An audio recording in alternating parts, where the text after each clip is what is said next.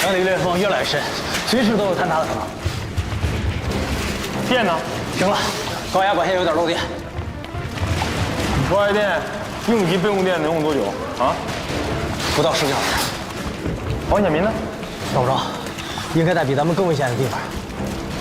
这样啊，我不管，你想办法用人工顶，这地方一定不能给我擦出剧烈裂纹的，听懂了吗？顶了，但是时不时的会有漏电，好怕。怕什么怕呀？想办法。是。跟工程排说，让他们到外面人工引流把水给我引出来，懂了吧？明白。好。快！王显民，王显民，你在哪呢？王显民，王显民，王显民，你给我出来！班长，让我确认没问题。带上。教官，进来。朱元强，欧阳剑。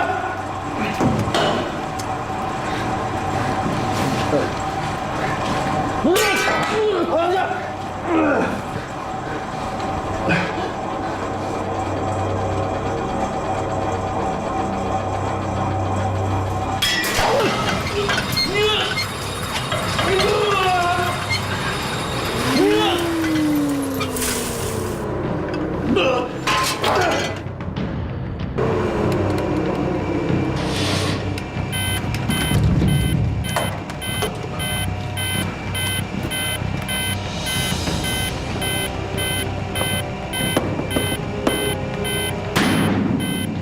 王显民，听到请回答。王显民，听到请回答。王显民，欧阳军，每一个冷却液旁边都有冷却阀门，把功率降低了。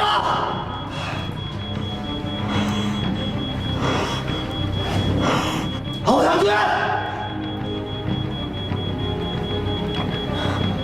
欧阳军，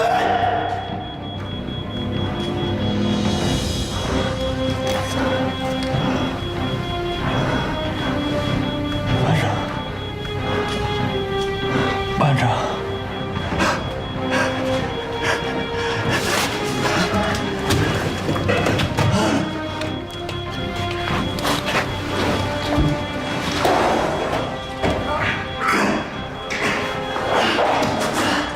没事吧？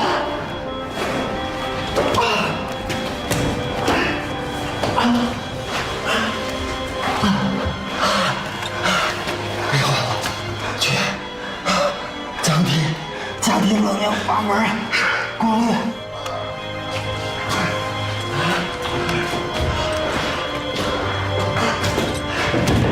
A 阀门降低15%。A 阀门降低15%。B4 22%。B4 B7 40%。B7 40%。人最怕明火，可这没事，一旦着了会产生地方。班长，快去，快退！是。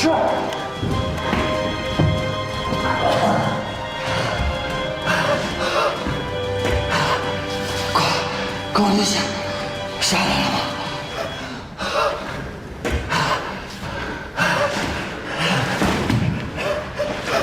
报告班长，下来了。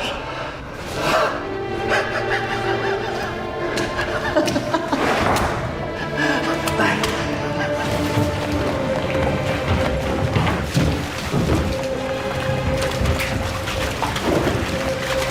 下锁。科长，工程排我已经派出去人工引流了啊。王显民他人在哪呢？我也在这呢。把那地方堵死了，哎，那边给他堵死了，架高一点。科长，这边撑不了太久。我知道，这就是为什么咱们洞窟要不停的升级改造，真打起仗来不一定出什么幺蛾子。那边往上立得高一点，高一点。我觉得当务之急是应该阻止水流倒灌，然后打开待机库，让空气进来。最重要的事情就是赶紧修复受损电源，保障发射运电。打开待机库大门不可能啊，这是规定。行了，你别再浪费时间了，抓紧时间执行你的任务，好吧？啊，我人都没齐呢，我执行什么任务啊？欧阳军，我给你想办法找来。科长，人命关天，我必须留下来。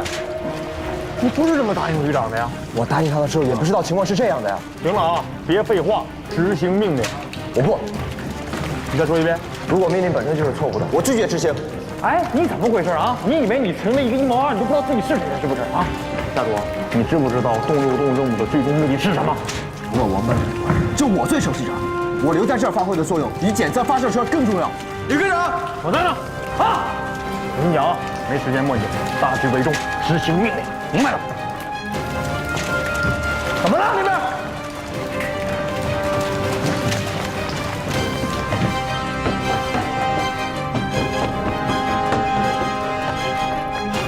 会长，用一下操作台。可以。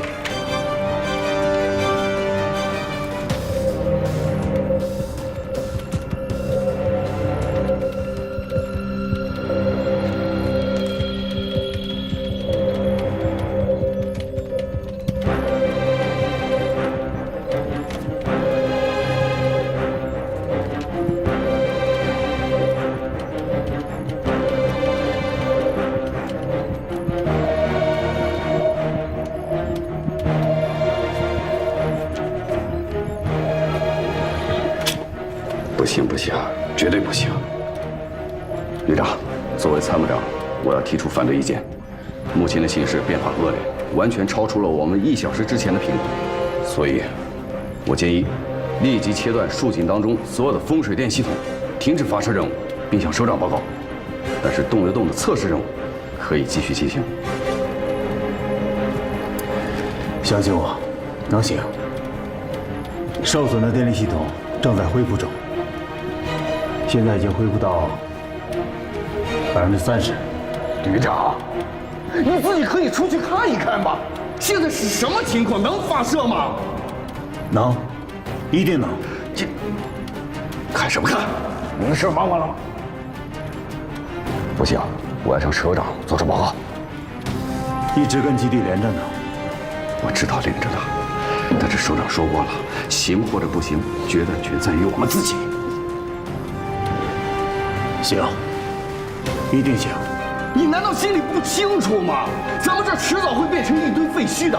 为了一堆废墟，出现了任何闪失怎么办？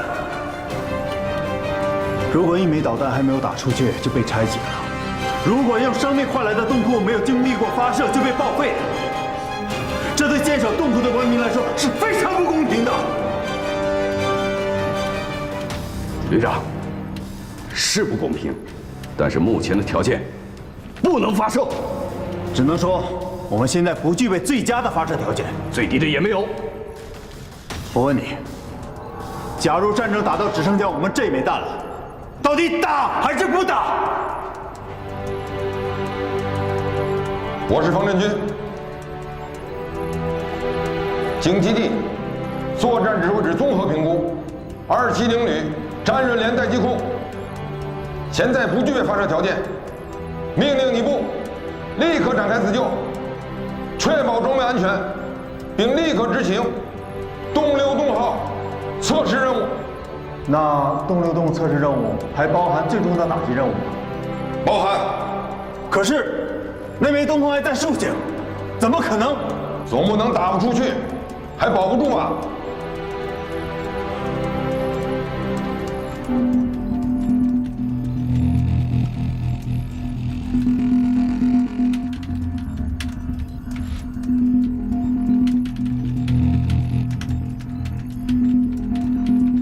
电能为什么只能恢复到30%？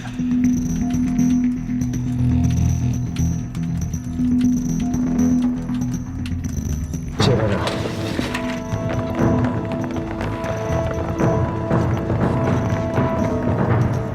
报告旅长，有情况。快看，在咱们东侧100公里处，有高速行进的车队。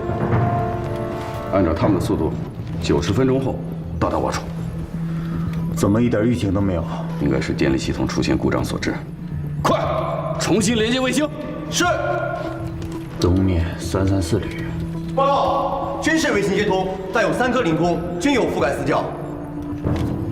请求战支，立刻变轨，而就高地19号卫星。是。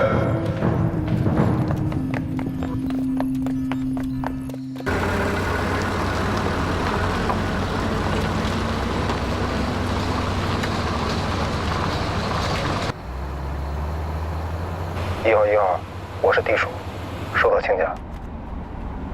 地鼠，我是1号。我们现在已经抵达270旅待机库外警戒阵地。如果现在就把他们的哨摸了的话，我担心会惊动里面。那就惊动吧。我们还有100公里就要抵达。要是270到现在都没有发现我们，那它里边就确实已经乱了。收到，我们现在立刻就去敲门。行动。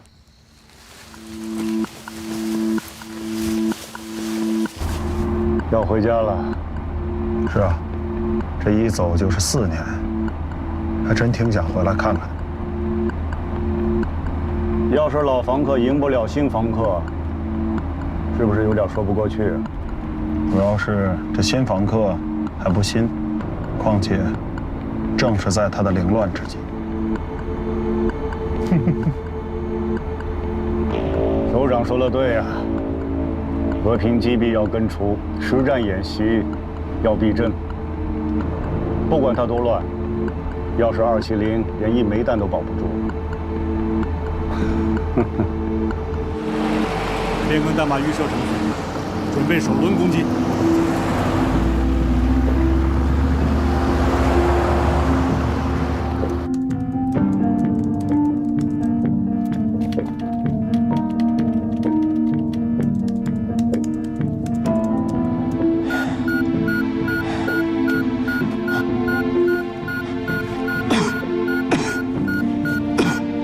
什么情况？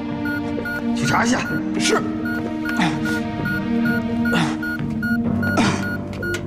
呼叫值班室，呼叫值班室，谁在吗？说话。是我是夏卓。怎么回事？系统怎么又到峰值了？师傅，我正在重新调整系统，清除334旅的植入代码，否则我们的所有部署都在334旅的操控之中。刚刚接到离职指令，334旅袭扰分队正在赶来，目标不明确，应该是阻止导弹发射，占领待机库。搞什么呀？这个时候搞演习？除了地震不是安排的，其余全是安排的科目。你们现在那边怎么样？我们这边刚刚把冷凝阀门的功率降下来，现在又升上去了。如果这样长时间负载运转，我怕达不到战时的标准。冷凝塔控制器受损，冷媒液一旦发生明火，就会出现大量毒气。是。我知道，师傅，欧阳，你们给我10分钟，10分钟内我一定搞定系统，既能降低压力，又能扛住334旅这波攻击。先保证电，再保证风，这块不用你们管，我们在这看着，手动泄压。你们需要增援吗？夏卓，你先做系统，这个我和班长顶着呢。保障作战，我说了不用管账。收到。氧气和水呢还够吗？磨磨唧唧的，不够会找你的。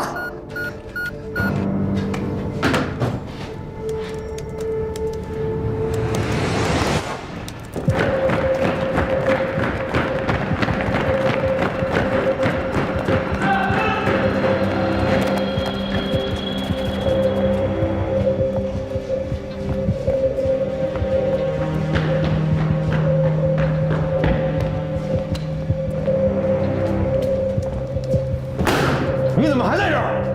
给我5分钟。没有时间给你5分钟，执行你的命令，执行动流动任务。夏卓，我告诉你，334小分队马上到了，兵分2路。我什么东西都不要了，导弹车我也不要了吗？那战术工作怎么办？不用你管。带着新的装备给我离开这儿，离得越远越安全，否则我们怎么反制334？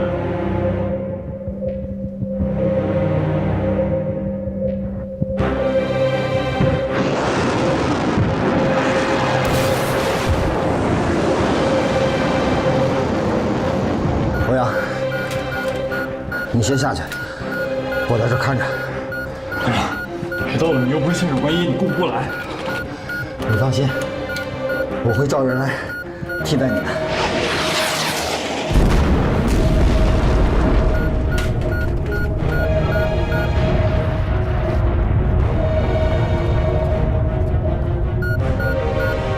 余生，不行，旅长，334发动了攻击。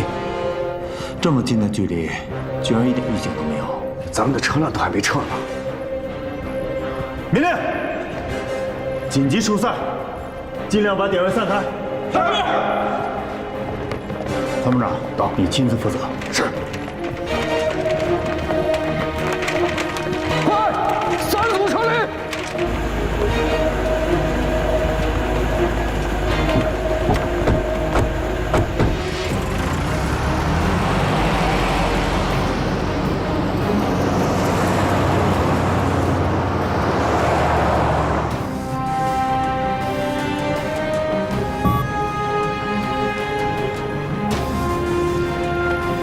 首长，我就问一句：东风发射，动6动任务，334袭扰，到底哪个是演习，哪个是任务？辽线是演习，活线是任务。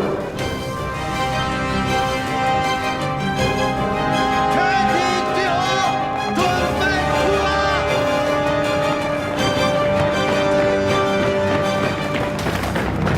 立定！向右转，向后前。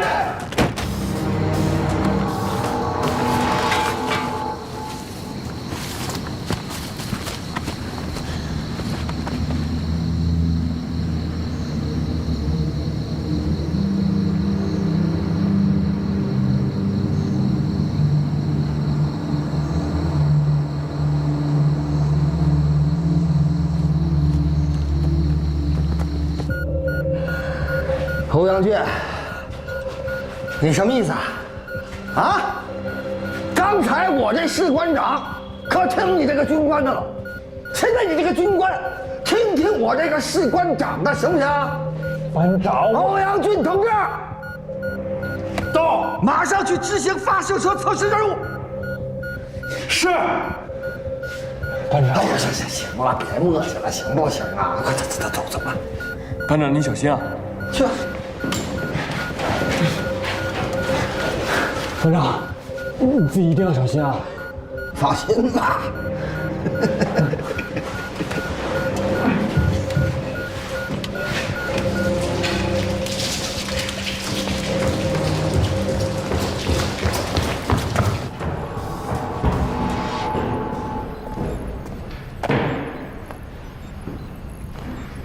报告旅长，目前形势对我不利，对方派出了一支袭扰分队，兵分2路，一路直扑我们的竖井，另一路直奔战刃连的大本营。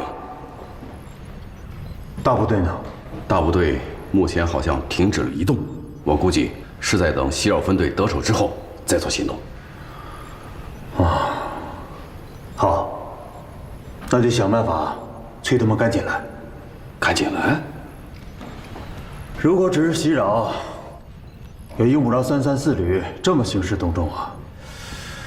既然他们旅长王金营都亲自来了，显然他们的目的不仅仅是阻止发射，而是……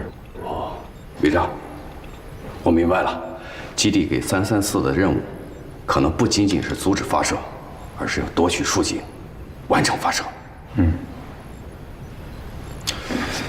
4年前，咱们在移防之前，和334旅就交过手。上次咱们输了，这次他们别想再赢。通知沿途哨卡，全部隐蔽，看见334旅的车就放。我看他们敢走多远。好，旅长，按照您的部署，咱们也该撤了。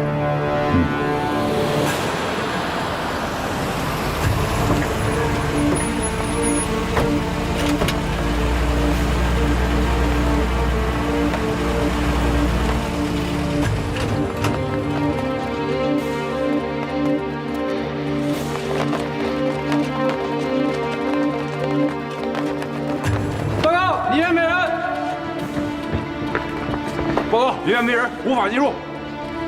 营长，走。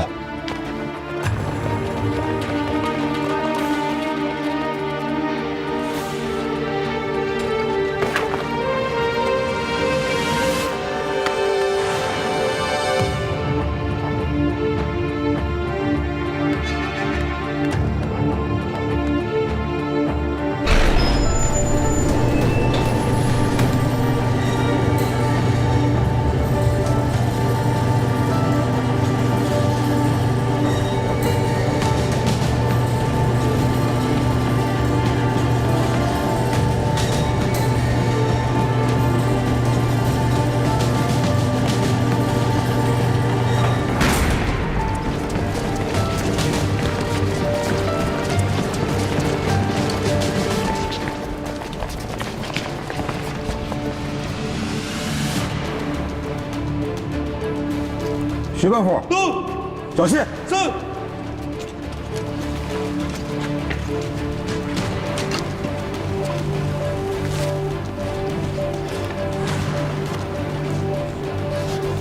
人都跑过了，你怎么没走？没人通知我走。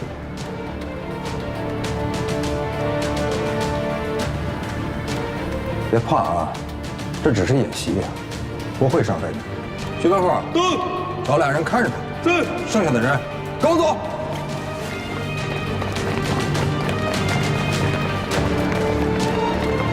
过去。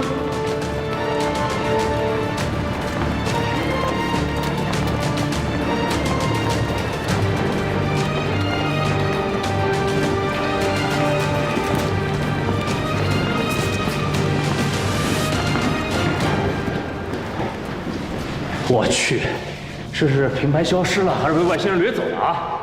这么干净！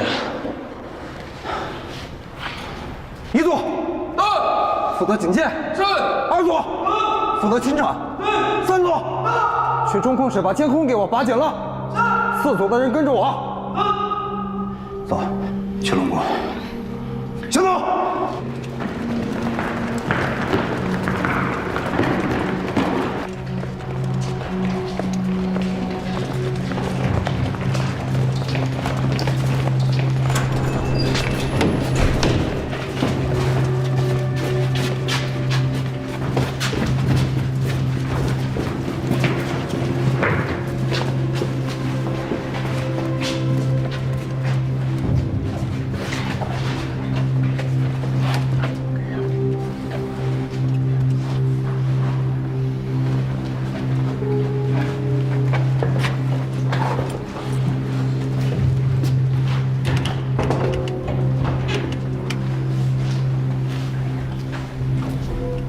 ！1号，我们已经抵达龙宫。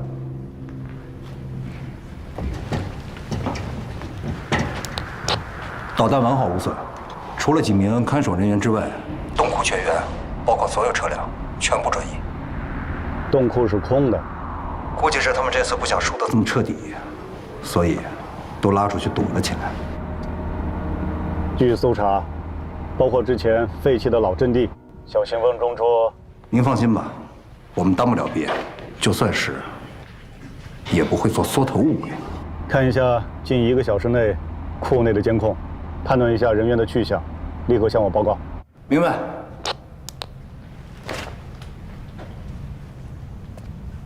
报告营长，收到，请讲。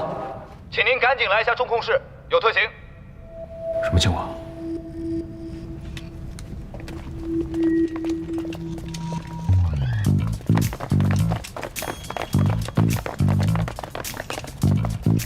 报告营长，你看，所有大的频道都是这个，无法切换其他频道。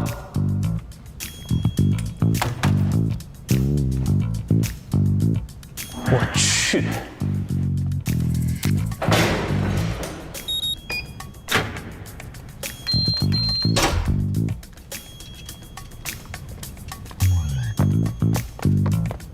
报告，队长，出入口液压装置全部锁死。啊！自爆程序也无法启动，咱们出不去了。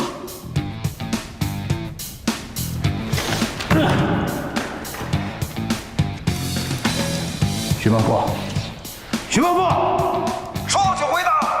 别动。徐班副，徐班副，说到请回答。徐班副。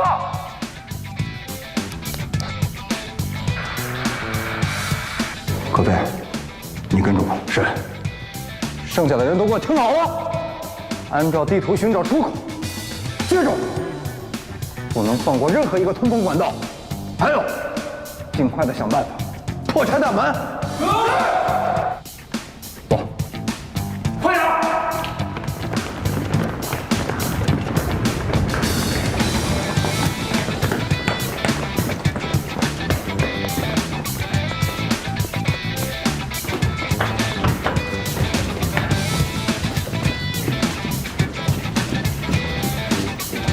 继续检查。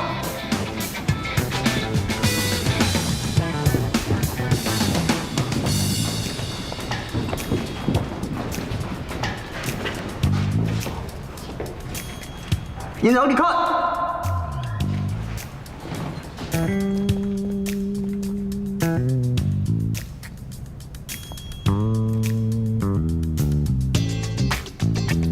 这小子到底是谁？一个冉冉升起的火箭军军旅歌手，义子梦。营长你看，教学专用，列入移交。营长。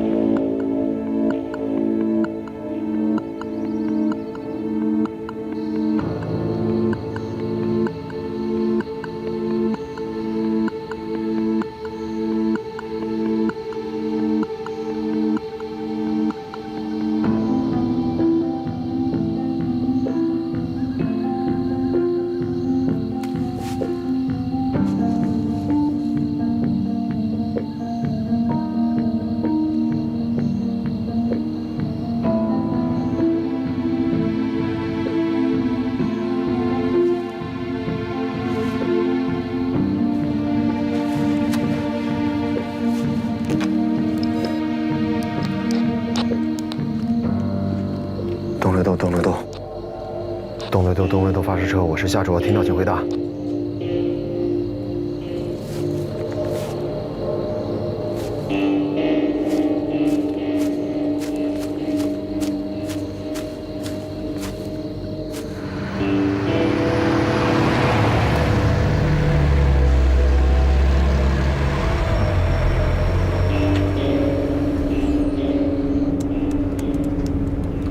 还有多长时间通过通讯黑障？按照现在速度还有1小时。峰哥，波速60。再快点。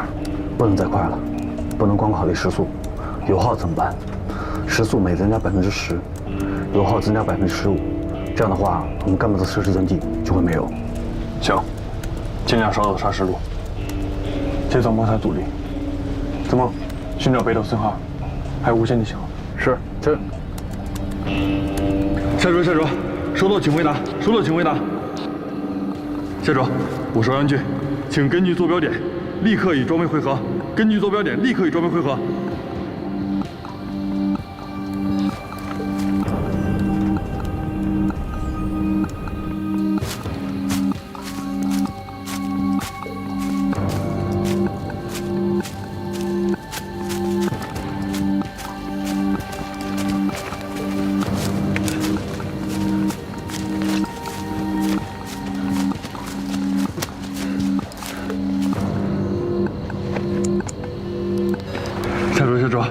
你在哪儿呢？你到底在哪儿？真希望夏卓没事儿。没有他，我们打不出这枚弹。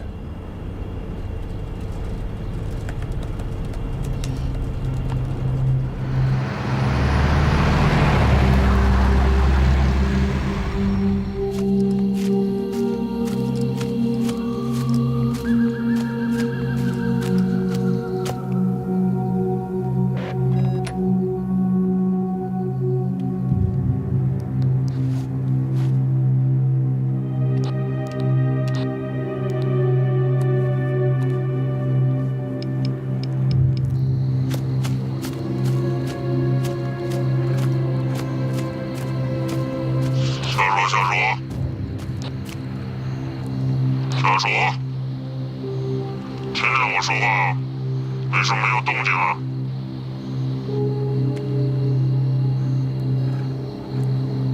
你是谁啊？别管我是谁，你要想找到发射车，就按我说的去做。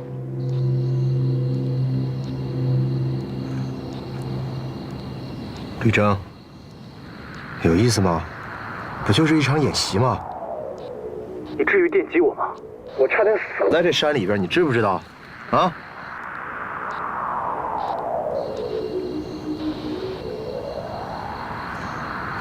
吕征，你要是不回答的话，我就挂了啊！你会来找我的。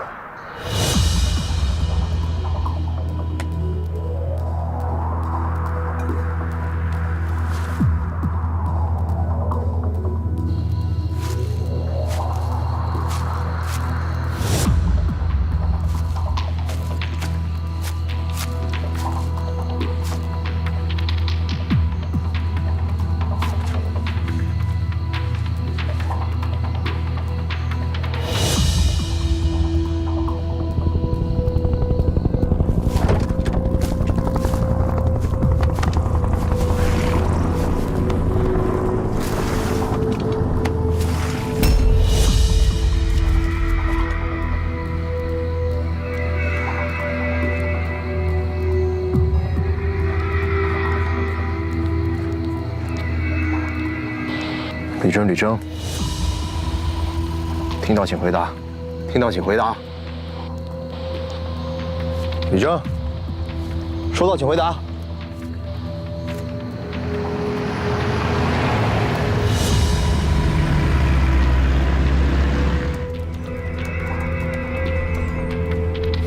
老马，开慢点，我现在依旧寻找不到波段和信号啊。好的。有信号了。王耀俊，我是吕征，卫星过境通运窗口只有2分钟，你们在什么位置？报告李科长，我现在的位置没有信号，定位不到具体的位置，但是我们已经日夜兼程，一路向北，距离发射阵地还有不到200公里。辛苦了，现在的情况有些变化，我命令你们立即向西。334旅的袭扰分队已经先于我们奔向发射阵地，我们要用备用阵地确保导弹的发射控制权。这次334旅的目的就是为了阻止我们发射，并且夺取控制权。戴季虎已经失手了，我们不能输了第2阵地。是，立刻前往备用阵地。加油！老马，放心，真。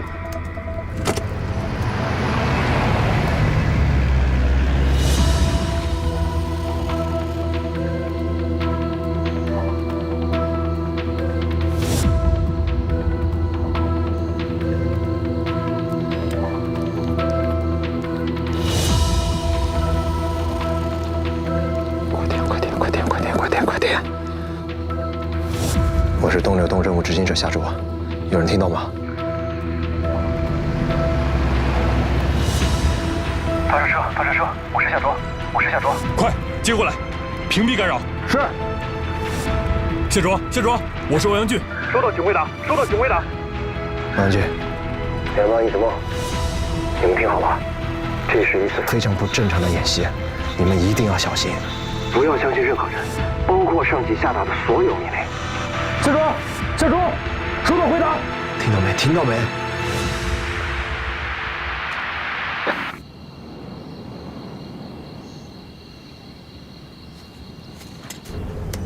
不对呀，夏卓他什么意思啊？啊？帮忙停车。是。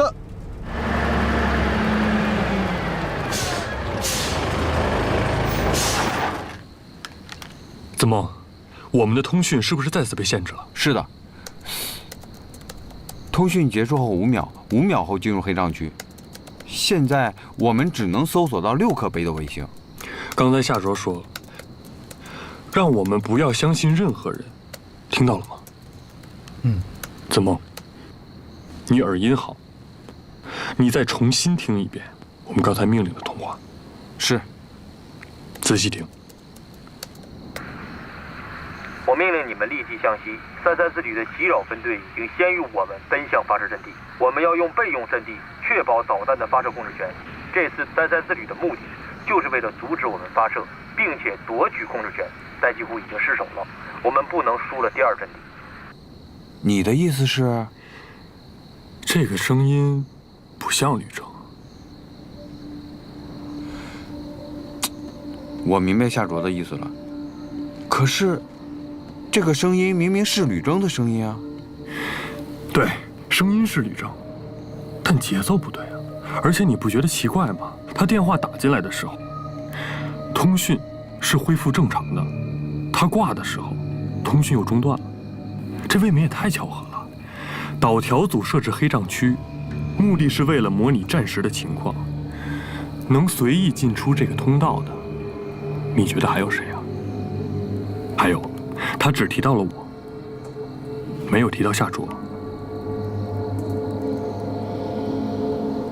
别着急啊，我们慢慢捋一下。这次演习时间特别突然，毫无预警。334旅抵达待机库的时候，我正奉命提前撤出，与你们和夏卓会合。终极目标就是抢在334旅抵达发射阵地之前，发射东风185H，目标待定。简单来说，334旅的任务就是占领待机库，截获东风185H，一旦发射，誓为获胜。而我方呢，以退为进，故意露出待机库的破绽，吸引334的注意，伺机把导弹急速转运，并配有4辆保障车。我说的没错吧？没有。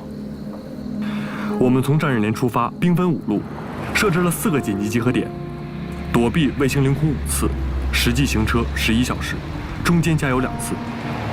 但是进入通讯黑障区以后，通讯受阻，目前与指挥部和各协同车辆失去一切联系。没错。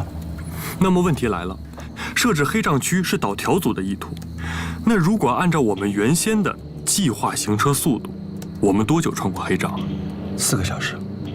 4个小时。但现在呢？说明什么？我们用了4个半小时，说明我们的行车地图被人更改了。没错。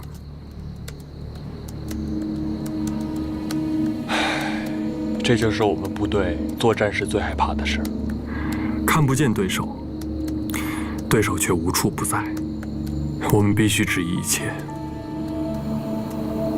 明白了，你怀疑刚刚那个人根本就不是吕征。变音器、声音模拟器，加上干扰波，混淆我们的视听。这都有可能。你这么说，更担心夏卓了。我也担心。但是这人在哪儿呢？啊，我们刚有了消息就消失了。怎么，跟指挥部联系上了吗？一直没信号。就算有信号也不能联系，绝对不能贸然行事。我们在黑障区，334也在黑障，他们怎么看见我们的？引蛇出洞，请君入瓮，擒贼擒王。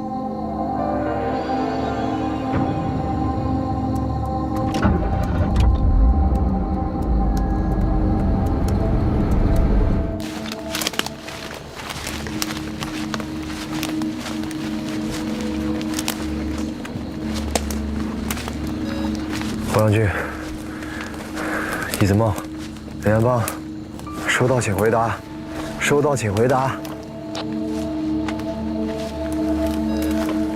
东南东，东南东，收到请回答，收到请回答。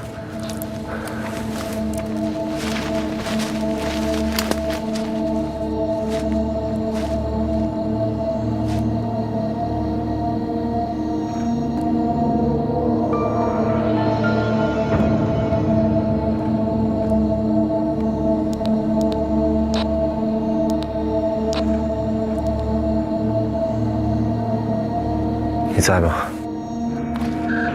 你在吗？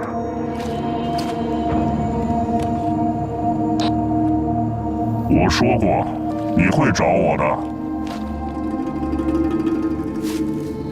我问你，这到底是不是一场演习？334旅的手段都这么卑鄙吗？超级大脑，果然名不虚传啊！你居然能用超频波段联系到动6洞发射车，我就应该把你的所有的频段全部切掉。你少在那装神弄鬼！我现在给你2个选择：一，你自己出来；二，你等着我把你给抓出来。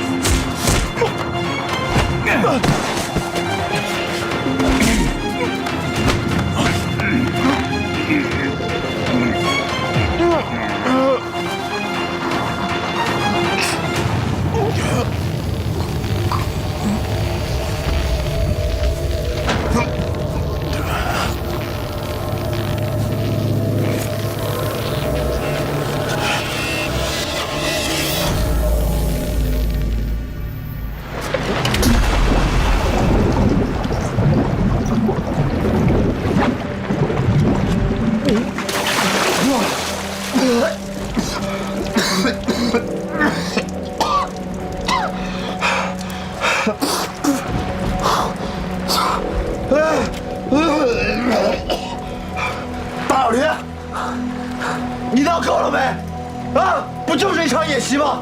你至于这样吗？你差点呛死我，你知道吗？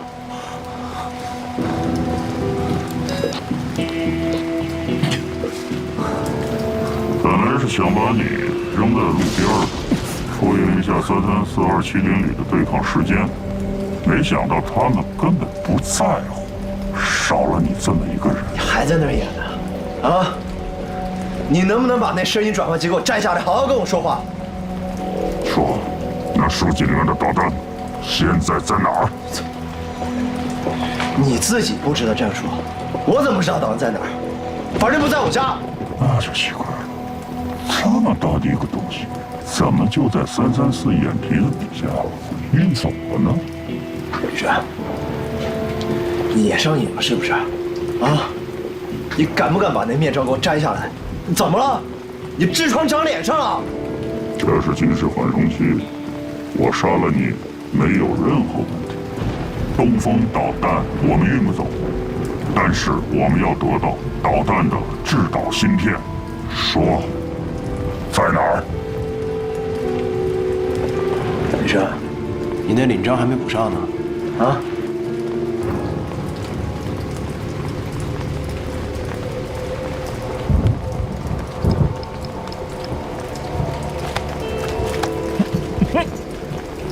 这是你们旅指的通讯波段吧？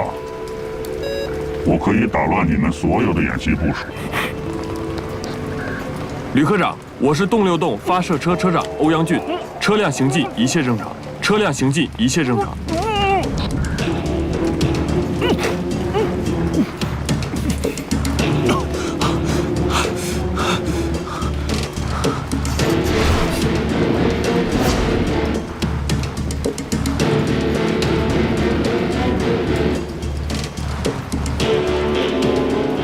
你到底是谁？我们是谁不重要，跟你一样，也是军人。我们盯了你很久了，也等了你很久。你从国外比赛回来，接你参军的那个时候，我们就盯上你了。你优秀、忠诚，但是我们知道用钱买不通你。东风导弹对于你们来说已经列装多年了，但对我们来说是一个科技的跨越。现在请你告诉我，它的位置在哪儿？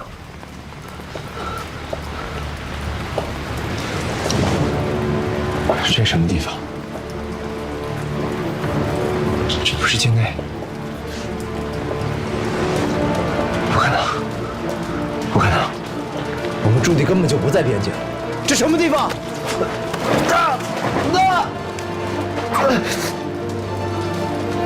？700公里而已，有直升飞机就够了。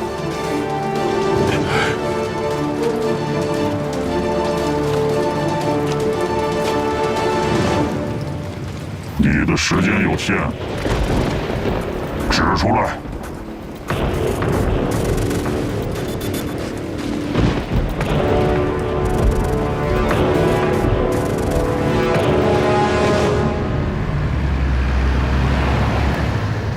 为什么我们舍定求远，去2号集结地不是更近吗？2号黑障区，3号通讯区。王妈，你再快点，我就能探上点信号了。时速多少？60迈。妈妈，你之前开过这车吗？开过啊。那我怎么感觉这……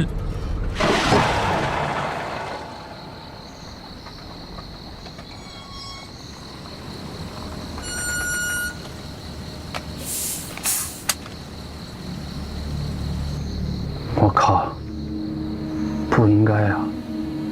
油表上显示的还有2格油啊。油表坏了？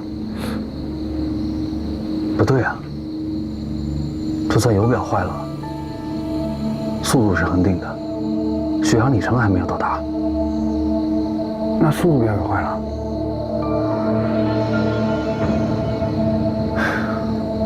咱们的车也被人动过手脚了。如果我估算的速度是对的话，我们刚才一直是以80迈的速度在跑，油耗燃尽，我们大概可以跑700公里，可是到达发射阵地只需要600公里，也就是说我们开过了。那我们现在离边境线很近了。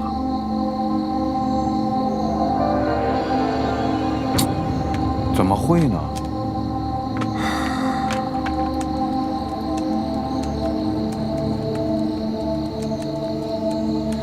以现在这个时速算，时速60公里。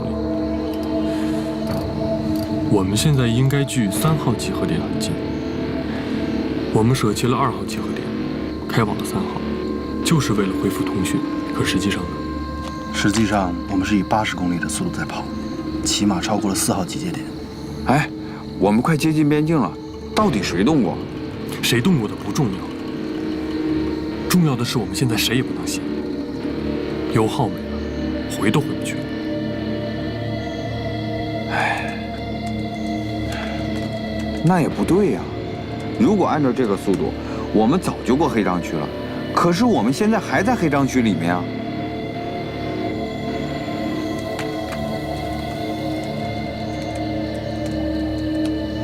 糟了，这地图被替换了。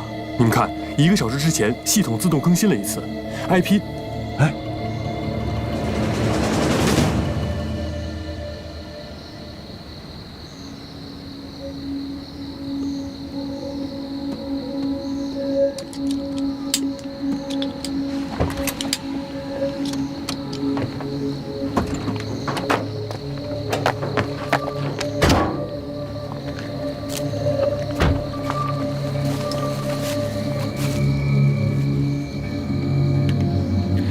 咱们被黑客攻击了，所有的车载系统都已经被黑客入侵了。怎么可能？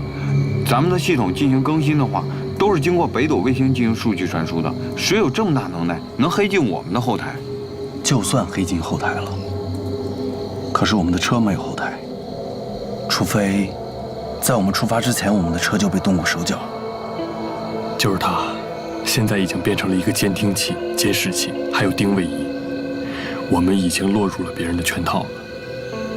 不过别怕，只要我们在国境线内，装备都没有问题。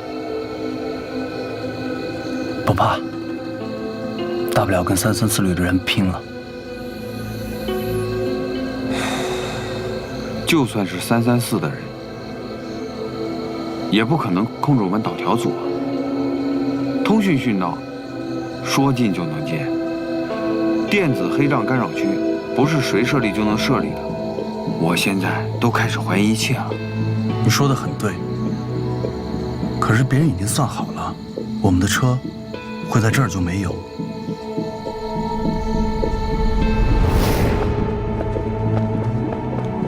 同志们，我是东流东发射任务的指挥员欧阳俊。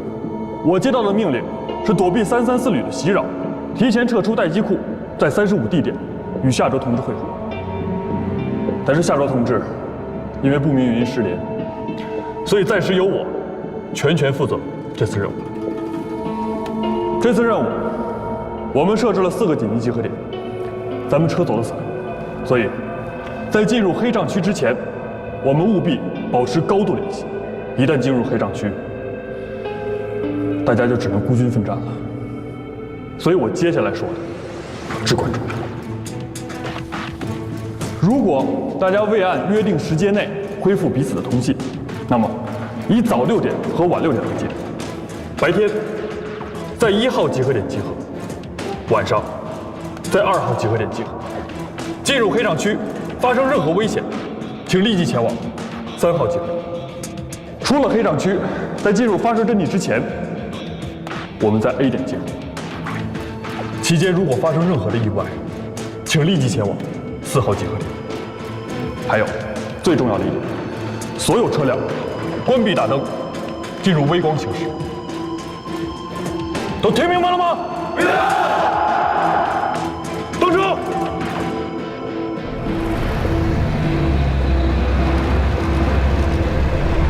那坏了，他们的人是马上就要到了。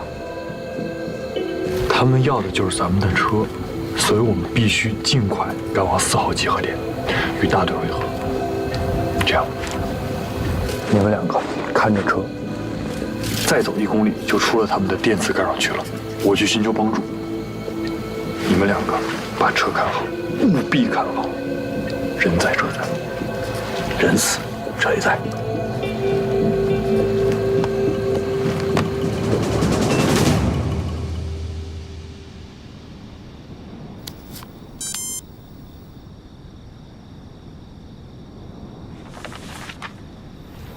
我再提醒你一遍，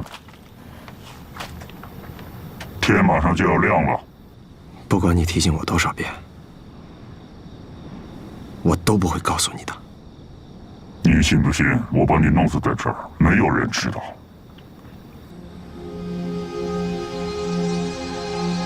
信。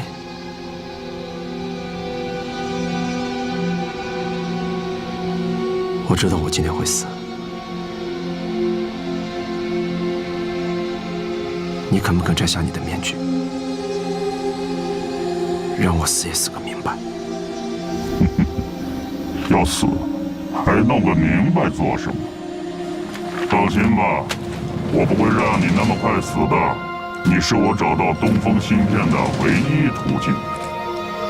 也许你说点什么，让你的头头听到，他们会拿芯片来救你。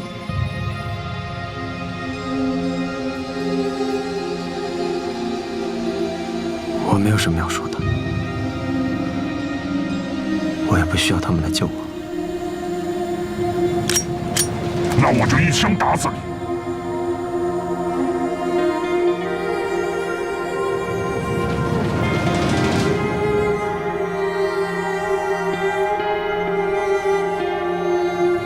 好，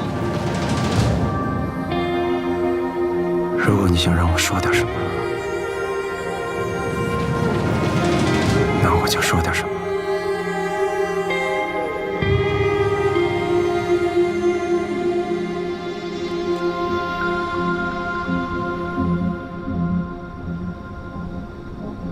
我是中国人民解放军火箭军中尉军官夏卓。如果你们看到这段视频，千万不要答应他们任何的条件。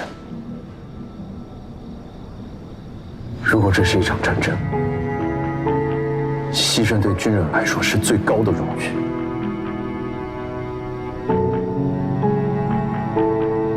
作为一名军人，我们要做的就是保卫家园，保卫祖国，彻底消灭他们这些反人类的混蛋。从当兵的第一天起，我们就知道，祖国的利益永远高于一切。我非常的荣幸，从一名大学生成为一名火箭兵。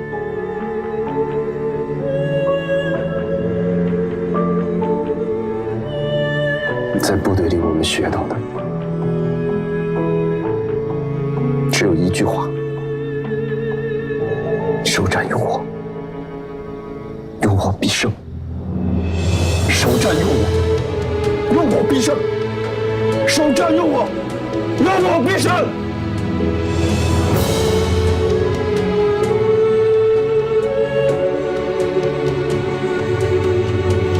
我能感受到，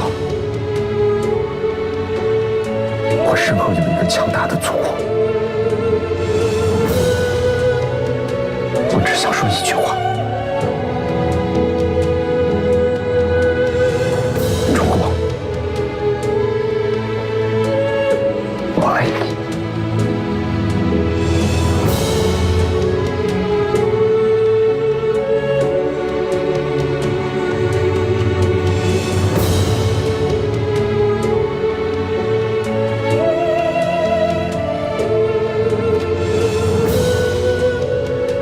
我想听的不是这些。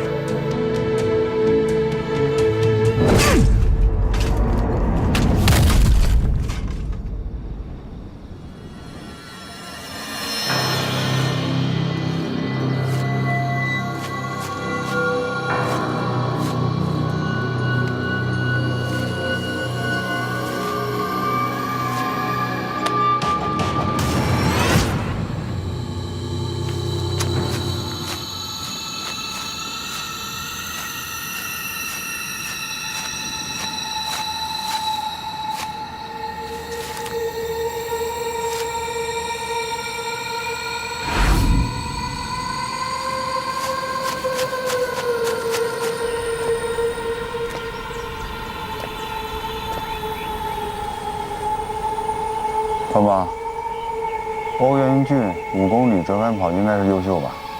要看。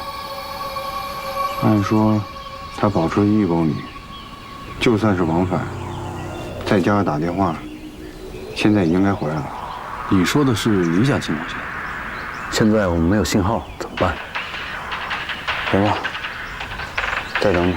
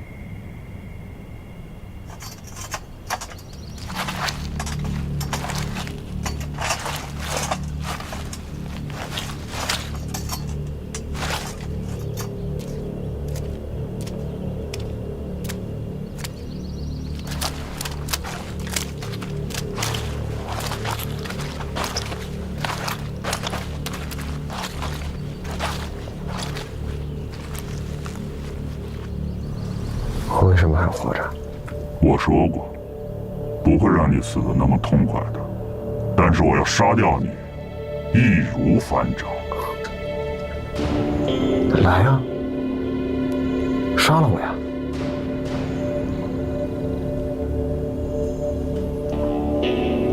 你不是不敢杀我，你是害怕我身后的这个国家。你错了，想要威胁到一个中国军人，没那么容易。那就放了我，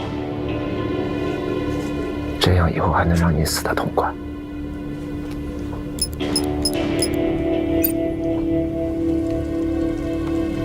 看看这个。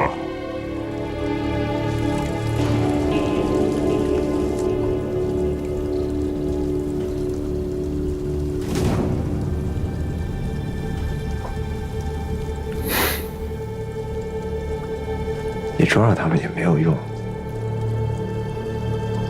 我相信我们每一个中国军人面对这样的事情都只有一个态度。你以为我们每天喊的一不怕苦二不怕死都只是口号而已？啊！我告诉你，这是我们每一个中国军人的基本素质。好，我倒想看看中国军人看见自己战友死在自己面前的时候是什么样子。把人带进来。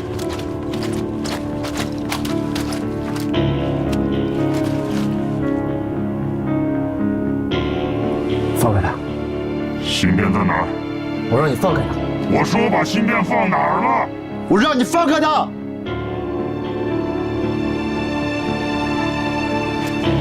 走！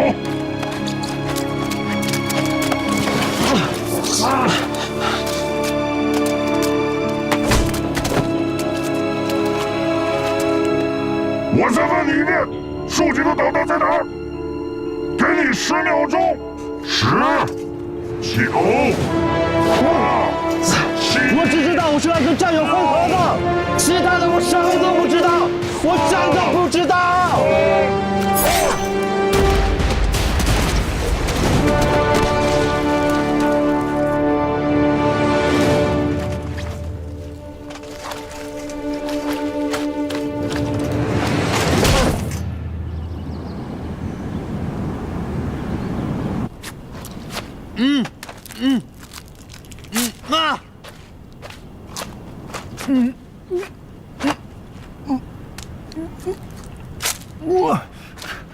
爸妈，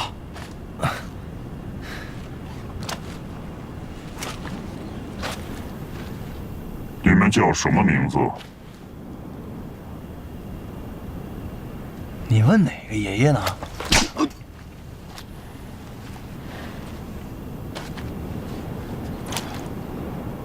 爸妈，好汉不吃眼前亏。说，你们叫什么名字？我叫易子梦，他叫林彦邦，你叫什么名字？为了节省时间，我就不用介绍了。给你们看一段视频。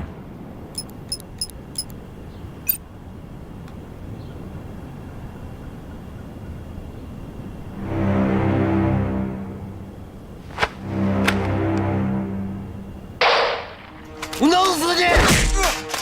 妈，妈！还是你冷静。这个人是不是你的朋友？这是假的。知道他为什么要处以极刑吗？那好，我再给你看一个东西。再问你一遍，竖起的导弹在哪儿？我只知道我是来跟战友会合的，我真的不知道。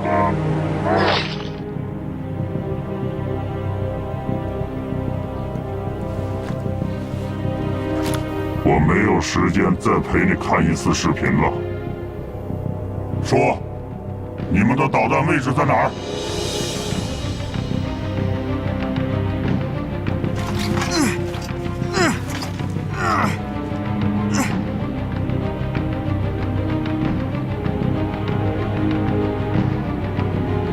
去你妈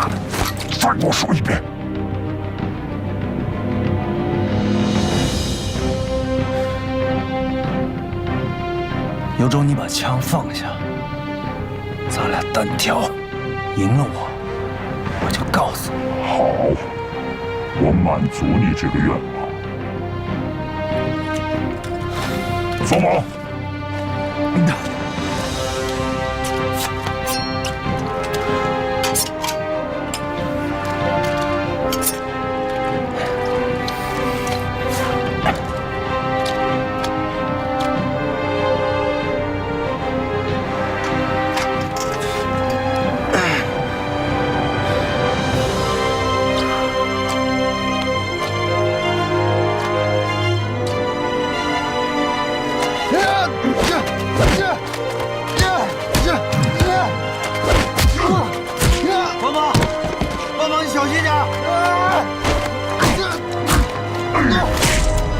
帮忙！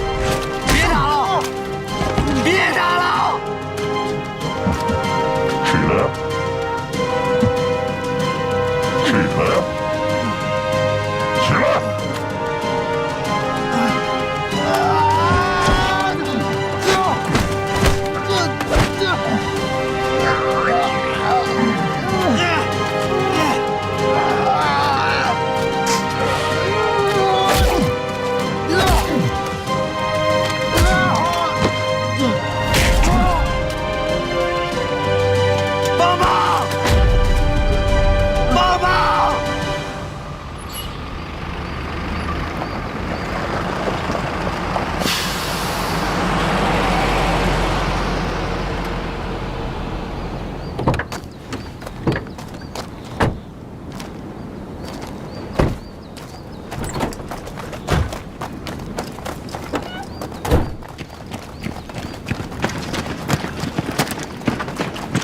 报告吕科长，这就是你们定的4号集结点吗？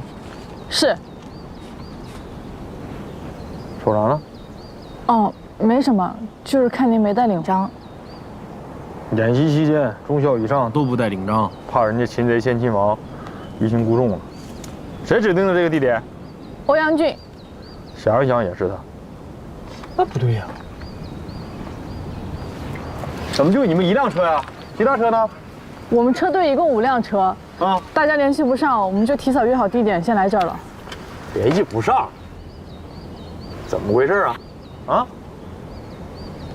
报告吕科长。啊，您不应该出现在这儿。哎呀，我为什么不应该出现在这儿啊？本来的嘛，这演习期间，通讯车出发的时候，您也不在那儿。您现在出现在这儿，谁知道您是不是？是啥呀？报告吕科长，王田他的意思是，怕您。怕我啥？啊，行了，我知道了，怕我背叛270旅，反水到334了，是吧？我出现在这儿是导调组让我来的，我要把你们3个全拿下，是吧？不是，我们主要是怕您批评我们。批评你们什么呀？我们没有按照您的指挥，没有去西侧的备用发射场待命，而是来这儿了。主要是我们联系不上大家了，我们怕有什么问题。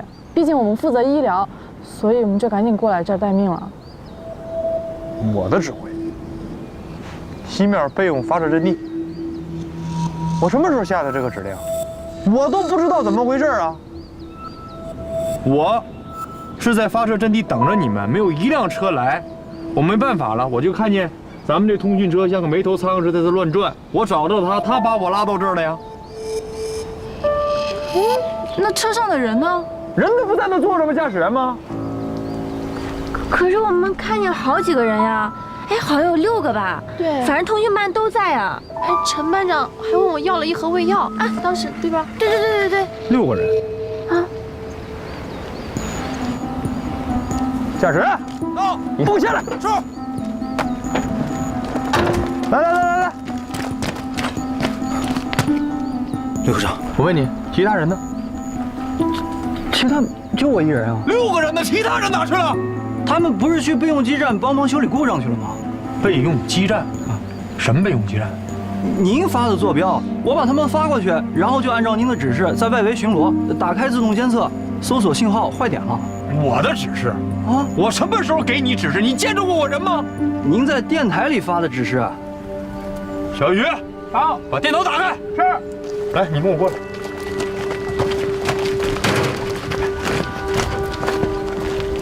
来，你给我指一下，来，备用基带在哪呢？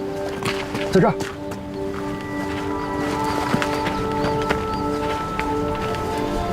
拿来。我什么时候给你们下达这个指令？就刚才啊，我刚从那儿出来就碰到您的车，然后咱们就开这儿了。你遇到我的时候为什么不跟我说一声？报告，您刚才不是也没问吗？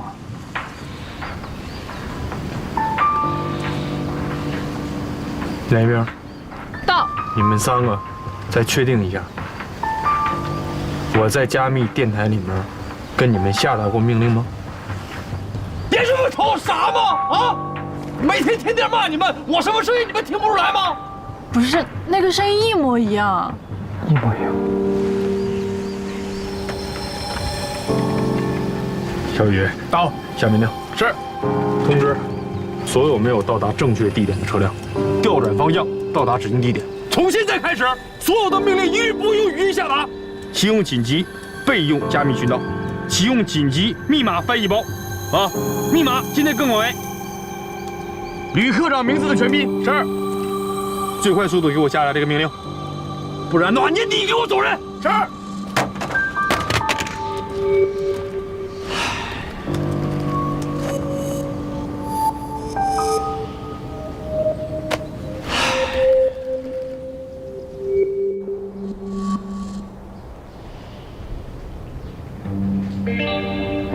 帮帮，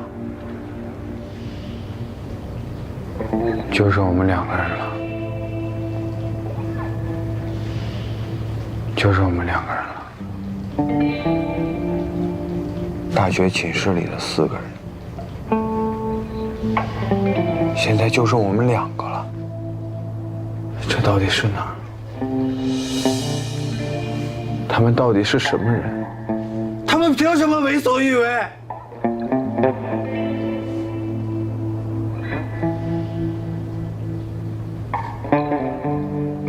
这不是真的。这不是真的是什么？是演习。说杀人就杀人，下周欧阳靖都没了。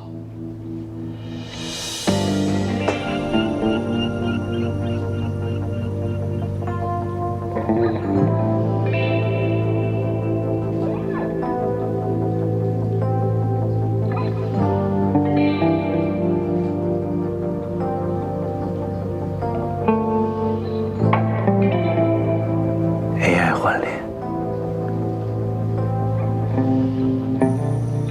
刚才的视频一定是被处理过的。AI 换脸是吧？就这帮人，就这帮人，你凭什么这么想？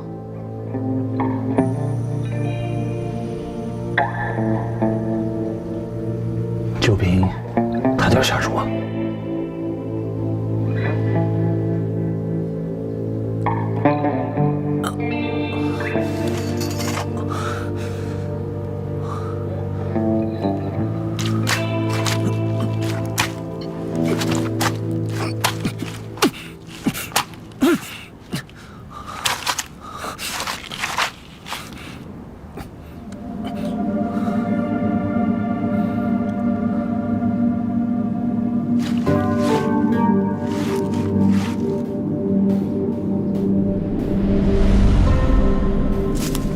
碎叶、枯枝、砂石颗粒的交地触感完全相同。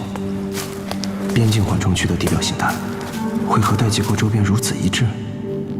这可是700公里的距离。帐篷外和代结库方圆的植被群落很相似，覆盖密度也几乎一样，气候、地形、土壤构造无差别，这更难合理解释。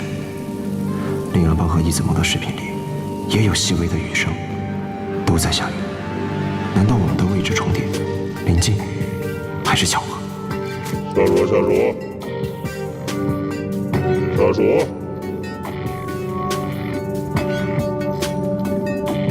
这是你们旅指的通信波段吧？我可以打乱你们所有的演习部署。旅指波段是动拐动动药，只有使用70到85赫兹的11.11到7.50毫米区间的超频波段，才可以发送音频代码。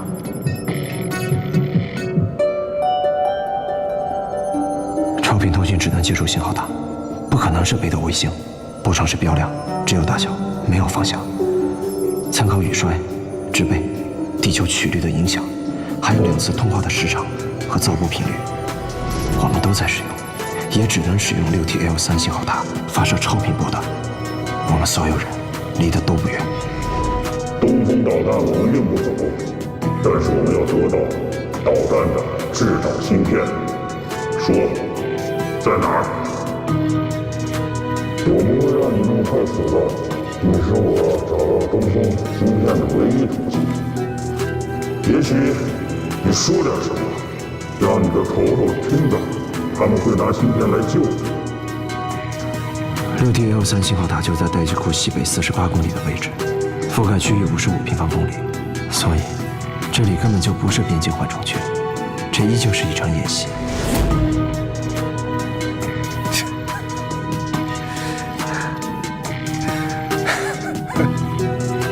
这里就是270的493高地，我们的对手还是友军334旅，哪里有什么窃取制导芯片？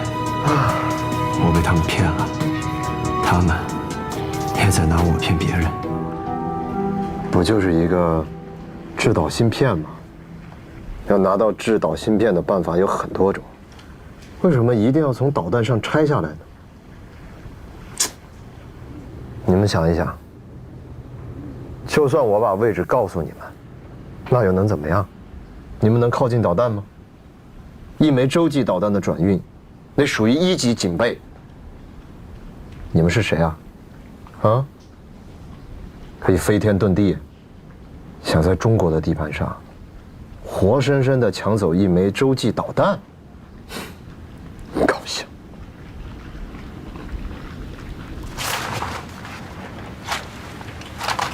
这个用不着你管，我只想知道他在哪儿。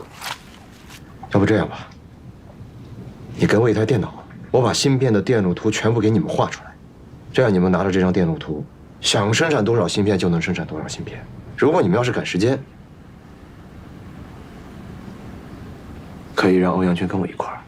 够了，我可没那么多耐性。我也没有这么多耐心。我给你3个选项：1，把吕征叫进来； 2，把欧阳俊叫进来；3，把林安邦和易子梦叫进来。我看你是疯了。我没有疯，我比任何时候都要清醒。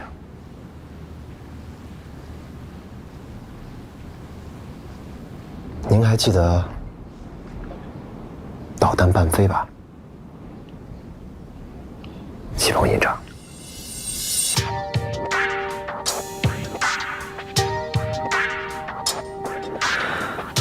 ？12小时前，受地震影响，发射收紧的导弹产生位移，启鹏营长带人紧急加固，修正导弹位置。24小时之前，我发现了风水店值班室的电脑程序被篡改。我紧急调取战略连待机库所有风水店系统线路图，判明发现，整个战略连待机库全部在334旅的监控之下。334将东风导弹视为囊中之物，志在必得，胃口大开，希望连同东风185H一同拿下。正是我的及时汇报，让旅长做出了瞒天过海的计划。我马上去报告旅长。334旅特遣分队被请军入瓮，瞒天过海，进退不得，全部被俘。自保系统炸坏了大门，咱们出不去了。地震发生时，待机库主力供电系统发生故障。全部作战！全部作战！我们都去抢救，这也充分转移了334旅监控我们的注意力。我们断掉了一部分监控器的画面，丝毫不会引起334的怀疑。东风185H 导弹发射车测试转运任务，也是这次演习的关键环节。利用时间差，王显民接连支走我和欧阳军。小夏，快跟我走！小夏，你去 A1那边处理一下。行啊，欧阳到，长官是。欧阳军同志，马上去执行新的任务。是。这也就说明，接手东风转运任务的，只有王显明、戚鹏等人。